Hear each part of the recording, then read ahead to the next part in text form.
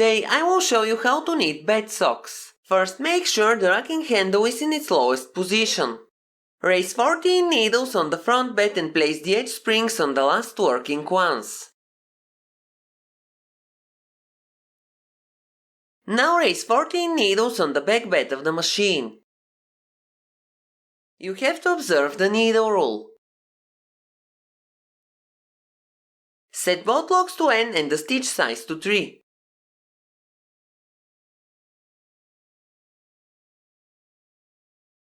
Insert the black strippers and take the main yarn. I'm using 2 strands of acrylic yarn. Knit 1 row and lay a piece of yarn over the stitches. Tie both ends and attach a weight to the loop. Now rotate the racking handle to its highest position, set both locks to CX and increase the stitch size to 5.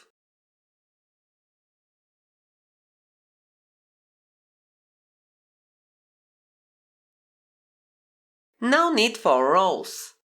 The lock will be on the left side of the machine.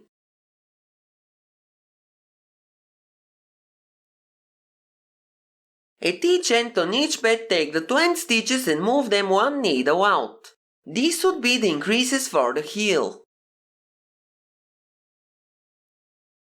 Take the purl bumps and put them in the hooks of the empty needles.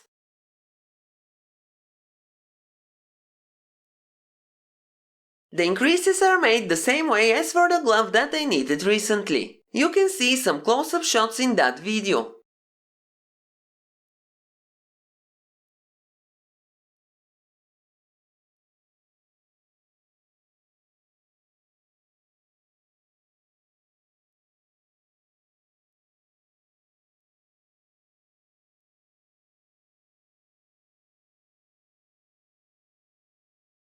Now knit 4 rows.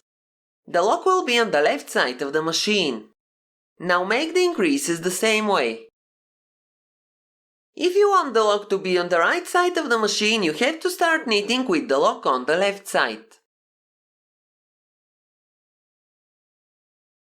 By the way, before knitting the sock, you have to take your measurements and calculate the rows you need to knit. The one that I'm knitting right now is a kid size. Someday I will make a video about resizing patterns.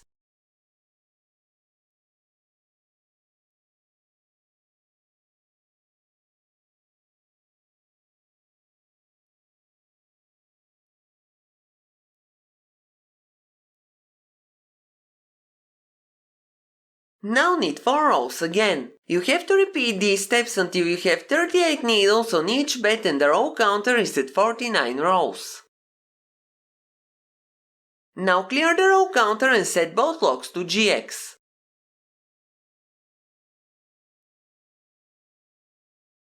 Take the yarn from the lock and cut it.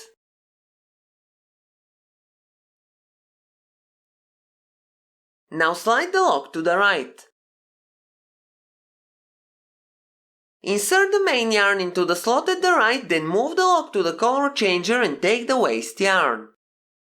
Make sure you are using a contrasting color waste yarn.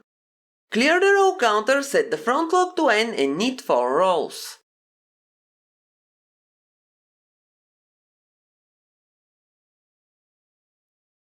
Clear the row counter and set both locks to CX. Take the main yarn and knit 10 rows.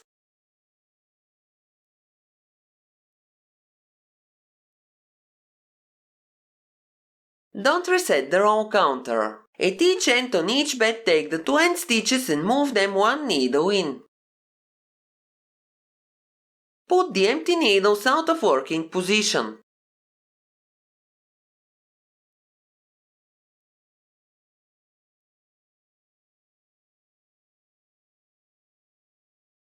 Now knit 10 rows. Don't reset the counter. Make the decreases the same way.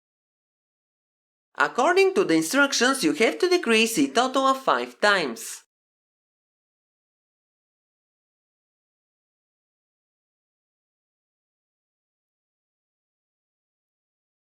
Now knit 10 rows. Don't reset the counter. Make the decreases the same way. Don't forget to support me by pressing the like button.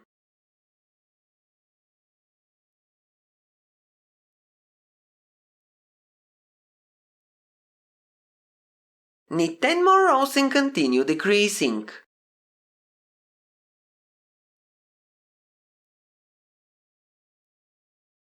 You can send me photos on my email or my Facebook page. I will be happy to see a photo of your projects.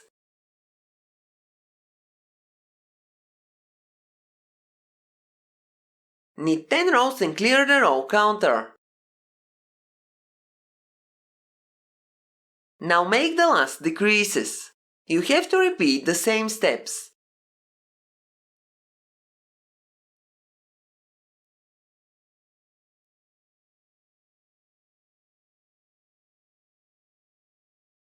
Now you must have 28 needles on each bed. Knit 44 rows without changing the settings on the locks. Clear the row counter and start making the decreases for the toe section. At each end on each bed move the last 2 stitches 1 needle in. Put the empty needles out of working position.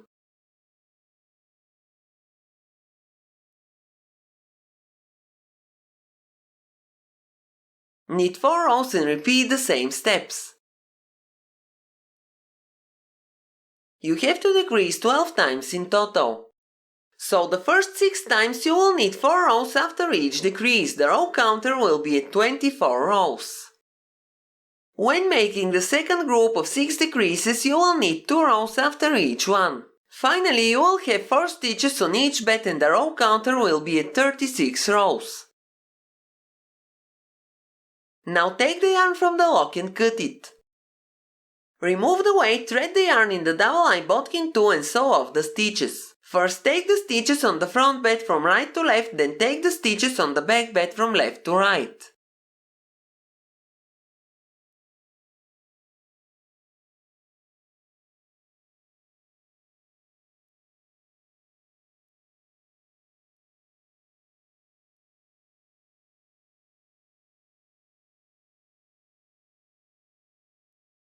Now the sock will look like that. First you have to finish the edge and remove the waste yarn. I will make a chain using a small crochet hook.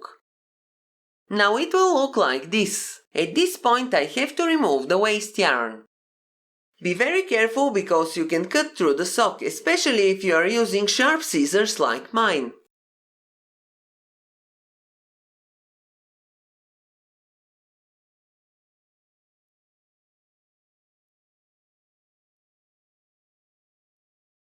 After you cut the opening, you have to pull and remove the waste yarn. Now pull out the yarn that we laid over the stitches at the beginning. To remove the hose in the heel, you simply need to pull the cast-on tail. Be careful not to tear the yarn. You may even wax the yarn at the beginning. Now it will look like this. And that's the final result. That's all for today. Hope you have enjoyed this tutorial. Have a nice day and see you in my next video.